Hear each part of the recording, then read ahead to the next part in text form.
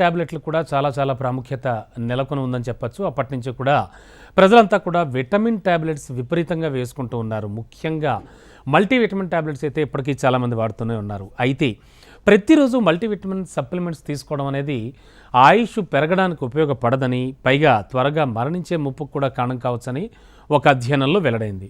యుఎస్లోని national cancer ఇన్స్టిట్యూట్కి చెందినటువంటి పరిశోధకులు 1990 నుంచి 3,90,124 మందిపై దాదాపుగా 20 ఏళ్ల పాటు ఒక అధ్యయనం అయితే చేశారు.